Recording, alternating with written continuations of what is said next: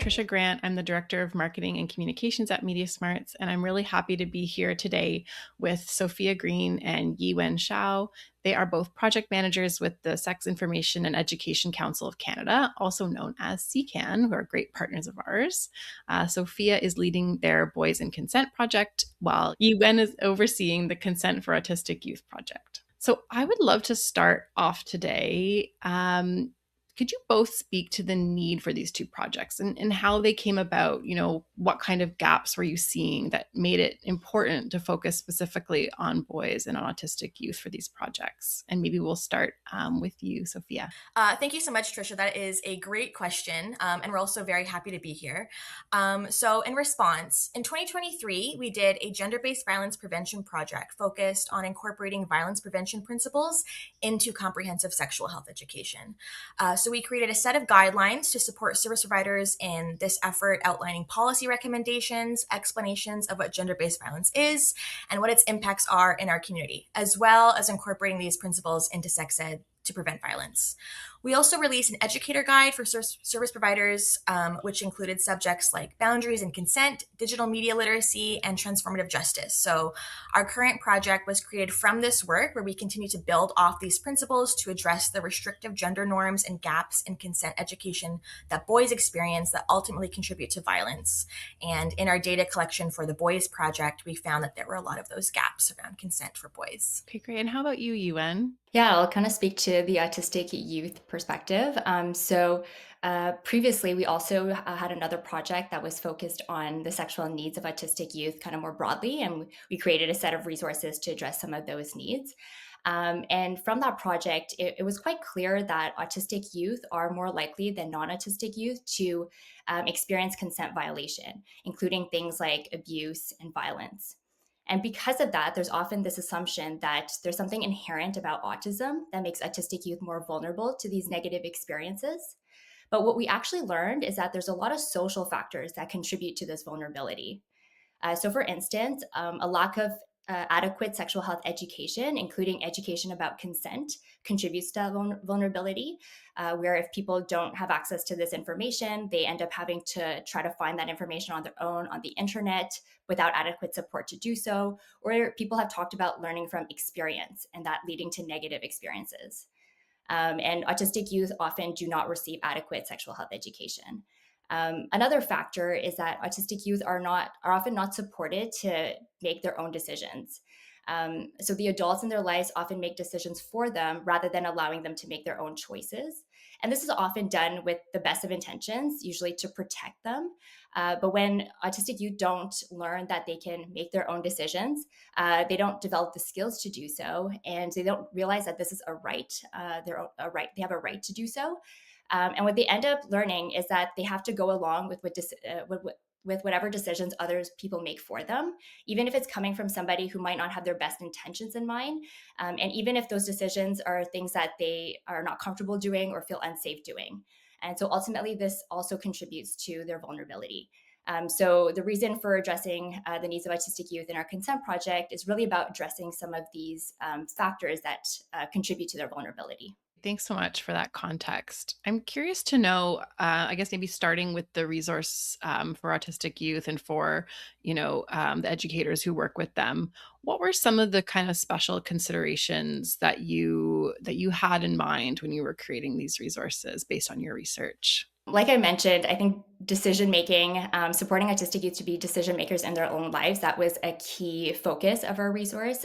So in our educator guides, we outlined some core principles or core concepts for addressing consent with autistic youth, and that's definitely one of them. In our previous project, we also learned that there's some communication differences between autistic youth and non-autistic youth that can lead to misunderstanding if we don't understand, the people's different ways of communicating. So for instance, a lot of autistic youth talked about preferring more direct forms of communication, and also in addition to that, taking things more literally. But non-autistic people, when it comes to sort of dating type situations, it's often a lot of indirect forms of communication. Like if we think about flirting, it's essentially trying to express that we're interested in somebody without saying it directly. And this kind of communication could be quite confusing for someone who doesn't prefer to communicate that way. And in addition to that, there's also different modalities that people use to communicate. Like you can use speech, but people also use sign language or augmentative and alternative communication devices. And some people use a combination of those. So I think that's something else we really wanted to get at in our resources. Which is just making sure that people are aware of the different ways that people communicate and ensuring that regardless of how people communicate, where everybody's needs deserve to be respected, and we should kind of work together to understand one another and respect the different ways that people express themselves. Yeah, that makes sense that you wouldn't have, a one size fits all solution, right, for every single youth. So, it's great that you have these sort of specialized resources. For the resources for boys, obviously that's a much more general, resource meant for a wider audience. But were there any kind of special considerations you had in mind, Sophia, when you were creating those resources for, that kind of more general boys audience? Yeah, definitely. So when we did our focus groups with youth, we kind of surveyed a group of boys and wanted to find out what it was that they were really wanting to learn and what they felt they weren't already learning. And a big part of that was that a lot of the boys in the group realized that consent was a more nuanced conversation than just yes means yes, no means no. However, they weren't being given all of that context and that nuance in their sex ed settings or in conversations about consent with their teachers or in their lives more generally.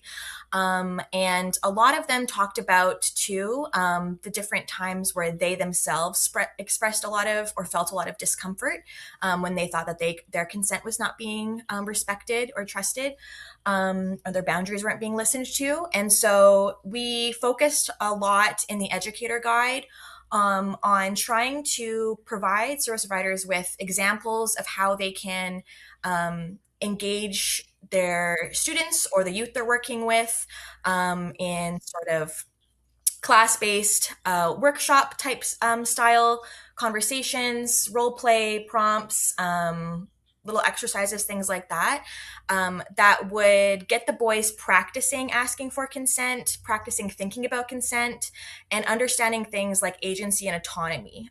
Because when we talk about consent, we need to be, I think, situating it within that space. Ewan was talking about decision making, and a big part of decision making is understanding that you have the power to make decisions in your own life. That's a big part of your agency, and so teaching boys that they have agency, but that every other person also has agency as well. Great, and that really leads me well into my next question. Because, it's a topic that gets brought up a lot. It's also not an easy topic to teach in the classroom. But if you had to define consent in sort of one sentence, and either of you are welcome to take this question, and especially, in a way that would resonate with young people today, what would you say that consent really means today? Well, we worked very hard on trying to figure out a one sentence definition, but it ended up still being a 3-part No, that's piece. fine. I think we do make clear in the educator guide that this is a definition to branch off with. This is kind of a basic definition that we hope people can apply in their real life. But it goes like this. So consent is about asking a person if they agree to something being done to them, for them, or together with them, and that person choosing to give permission or not, and then accepting that person's decision to say yes or no. So there's the 3 parts: asking permission, allowing that person to give their response, and then respecting their response. So it's not just, do you want to do this? There is also the acknowledgement of whatever that person's response is as a valid and respectable thing. I think that's super clear and very straightforward. I appreciate that. I, especially, as a communications person, we're always looking to define these kind of complicated concepts in a really clear way. And that was perfect. So, of course, here at MediaSmarts, we're always thinking about how these things extend into digital spaces. So when it comes to that context, what were some of the things that you kept in mind in your resources when it came to consent online, whether it's, texting, sharing images, that kind of thing? And maybe I'll start with you, Yuen, if there's anything in particular. Yeah, I think one message I think we wanted to convey was that the principles of consent, so the idea that consent should be ongoing, informed, freely given, specific, enthusiastic, applies to online spaces as well. So sometimes I think we think of maybe the online world as being separate from the real world, but that the idea of consent applies to online spaces. And consent violation that happens in online spaces do have real life implications and repercussions for people. But something I guess to keep in mind as well is that, and it's sort of like a difference between online and in-person interactions, is that online we can't rely so much on body language, which we do need to take into account in in-person interactions. So for example, if somebody says yes, but their body is indicating that they're uncomfortable or that they don't really want to do the thing that they're agreeing to, we have to take that into account. But in online spaces, we might not be able to rely on that, or not as much at least. And so I think explicit communication becomes that much more important in online spaces or in online interactions. And in order to facilitate that like explicit communication, I think we need to get into the habit of asking for consent regularly, and also ensuring that the person who's asking for consent is creating a safe space where the other person feels like they can be honest with how they're feeling and actually feel like they can say no to you. Was there anything else, Sophia, that you wanted to add to that in terms of, the digital world and teaching boys about consent? I think Ewen summarized it really beautifully, but we do touch a lot on some specific examples in the digital consent resources that we have for boys. And so there are pieces like substance use and consent in there, sexting, rejection. Rejection was a big thing that we focused kind of overall in the educator guide for boys. There's a whole core concept, one of the sort of chapter formats Ewen was mentioning that we use to guide the principles. But yeah, I would say a lot of the principles that we have, or actually all of the principles we have within the core concept of like accepting no as an answer, I think are very applicable, especially to online spaces. And because, as Ewen was saying, creating a space where someone is comfortable and feels able and feels that, again, agency to say no to something is a big part of online consent, of course, but also I think is a prerequisite also to accepting no as an answer as well. And of course, that applies to online. Yeah, for sure. And you might have sort of answered this question that I have next, but maybe there's something you can add to it. But are there any kind of important shifts in thinking that you hope boys walk away with? And of course, our interest in handling rejection online or our interest is particularly in engaging online, but also you just mentioned handling rejection. So yeah, anything that you're really hoping, these shifts in thinking that they come away with? So I think when we started drafting the educator guide, I wanted, again, everything to be framed within agency and autonomy. So earlier we talked about how consent has these 3 steps where, you ask, you give space to have the response, then you respect the response. In a little more nuance, a little more complexity in the educator guide, we talk a lot also about how consent is an act of care. And it's also an acknowledgement of agency. And when we talk about violations of consent, gender-based violence, entitlement, a lot of it comes down to an attempt to remove or ignore someone's agency.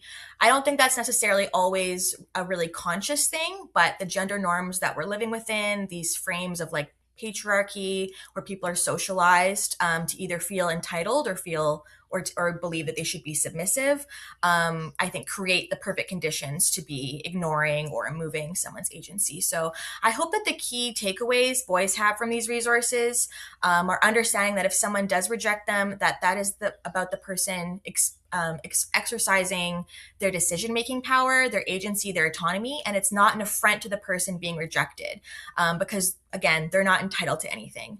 And if you don't think that you can respectfully receive no as a response to your question, then you're not actually asking for consent. That is a really strong and powerful point. And I think that it would be a really great and important takeaway for anyone engaging with these resources. And then I guess, Yuen, for the for the Autistic Youth Project, it's supposed to be a similar takeaway, but are there any other kind of specific takeaways that you hope for having designed these resources? What would you like autistic youth to take away from this?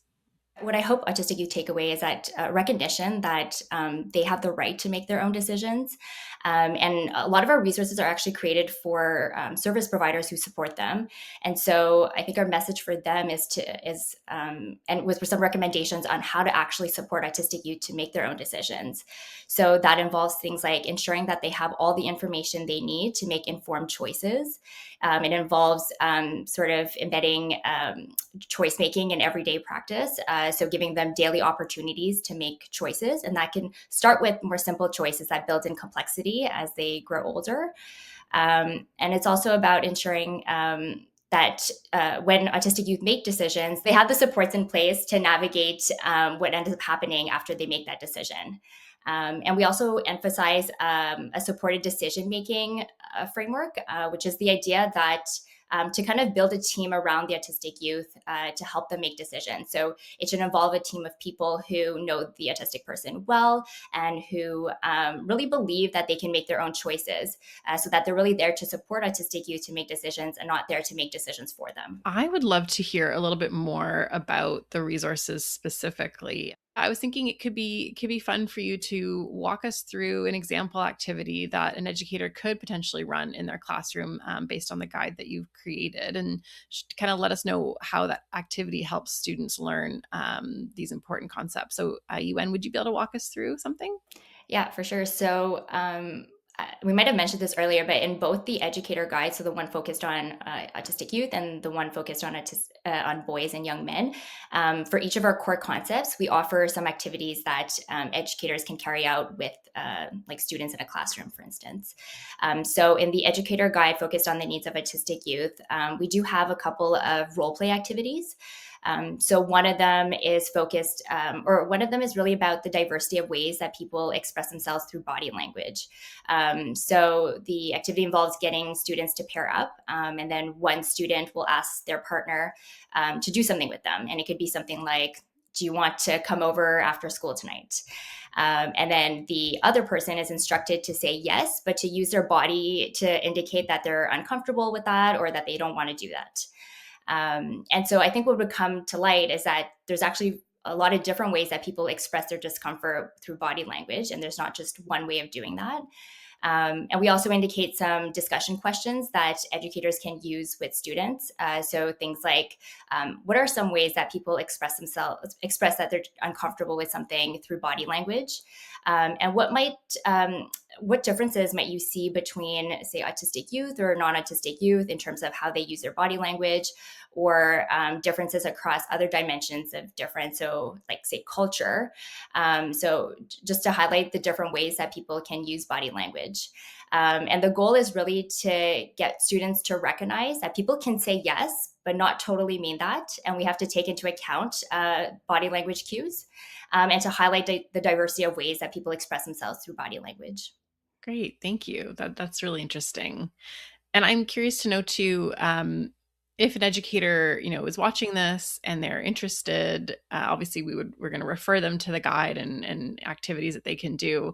But if they wanted to start, introducing this content, what's one concrete strategy you'd recommend? And I'm also guessing that a lot of these resources are going to be used by, for example, health teachers, but potentially there's other educators in other subject areas that this could apply to. Just, yeah, what is something that they could do to kind of open up this conversation? Yeah, that's a great question to ask for us, especially because in our survey and our working group sessions with our partners as well as the service providers, a lot of people discussed how they know that consent is a really important conversation to be having all the time.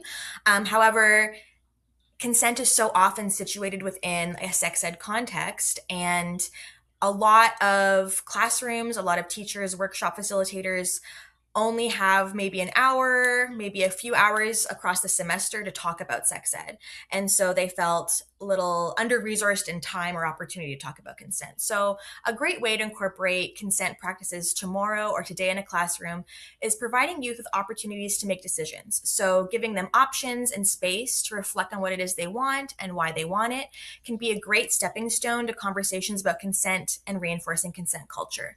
So a strategy we note in the Educator Guide for Boys is to build upon the consent practices that boys already have in their lives, like asking if their friends want to hang out, playing collaboratively with their friends, especially like in video games or in sports, and respecting boundaries, like accepting if someone doesn't want to hug. Consent is relevant in all different forms of relationships, and we really want youth to feel comfortable and confident to both ask for and give consent in all the different scenarios they may find themselves in. So practicing lower stakes decision making in a classroom setting can play a big part in that.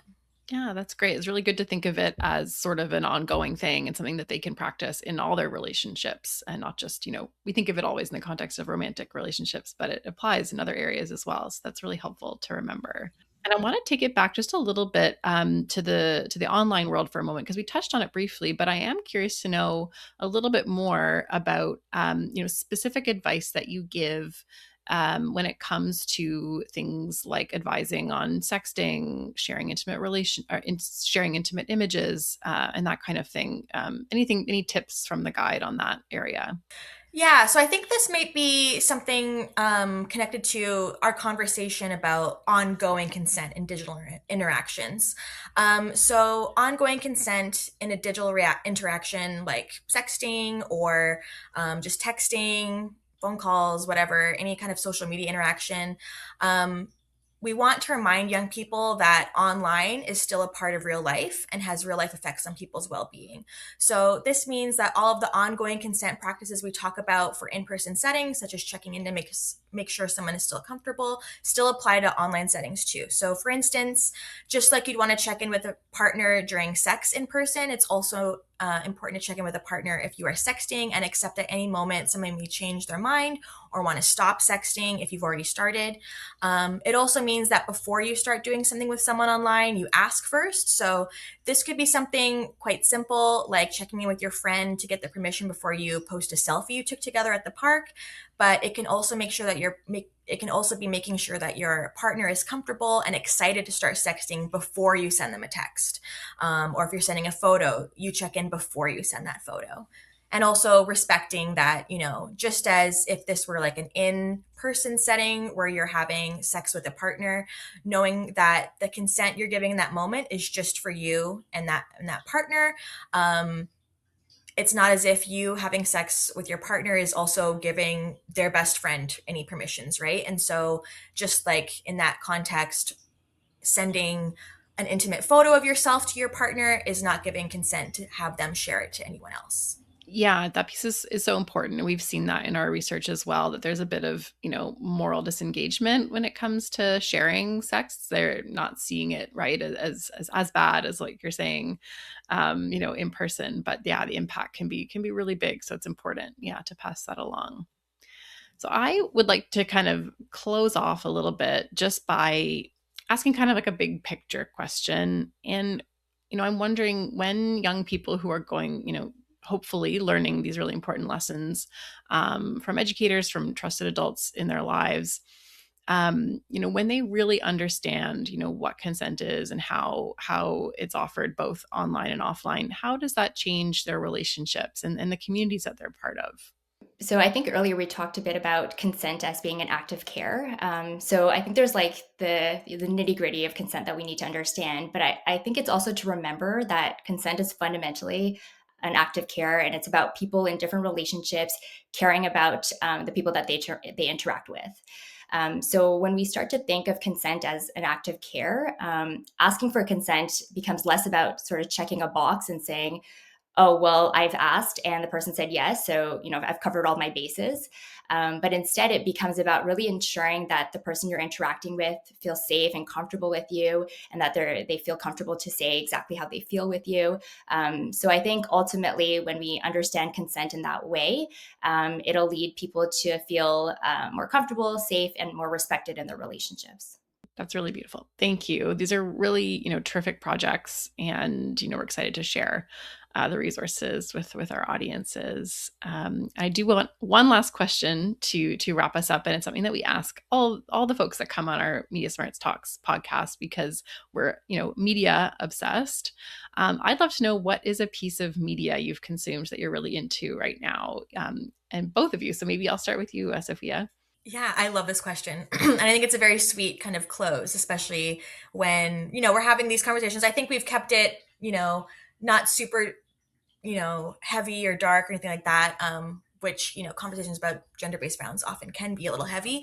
But I think this is such a nice close. So a piece of media I've been loving lately. I'm a big fantasy nerd, and so I've been enjoying the book called Catabasis by R.F. Kuang. I don't know if you've heard of it, but it's kind of, I would say, like medium level fantasy book about these two PhD students in studying at Cambridge in the 80s. And they're practicing and learning in the Department of Magic, which is just like a regular part of school. It's like a math department, magic department. And they have to journey through hell to try and bring back their academic advisor from hell. And so it kind of follows a lot of like philosophical and like literary pieces, because a lot of it's modeled after like a little bit of Dante's Inferno. They like reference Dante's work because it's, again, not high fantasy, that's still within, Earth. So yeah, I've been really enjoying that piece. It's a bit of a perilous journey, but the writing I think is really great. That sounds so fun. I love that it's PhD students. I think there's a lot of folks that we work with too that would appreciate that in the research world. So that's super fun. Thank you for sharing that. How about you, Yuen? Anything you're into right now? I guess in the past few weeks, I did follow the Olympics. So I am into like watching sports and stuff. And I think in the past I would have followed it more closely. But now that I have a small child, it was like kind of hard to really watch a lot of it. But I do find it exciting. And I really found speed skating to be quite fun to watch. It kind of took me by surprise. It's not like a sport that I knew a ton about, but I like every time I turned it on, I was like quite fascinated by it, and definitely watched the hockey game. Nice. Yesterday, that was a tough loss, and also the women's finals as well. But the Olympics have been really fun. They've been on a lot in our household as well, and I have a young daughter who's getting into it, I think, for the first time this year. And it's also kind of a fun chance to talk about like all the different countries and where people are from, and it's been really kind of neat watching it with her. We've been really into the figure skating in our house. She loves the costumes. I think that's been her favorite part. Yeah, they are really fun. Yeah, that's great. Well, thank you so much to you both for your time. We really appreciate it, and thank you for the great work that you're doing at SIECCAN. Thanks so much for having us. Sure.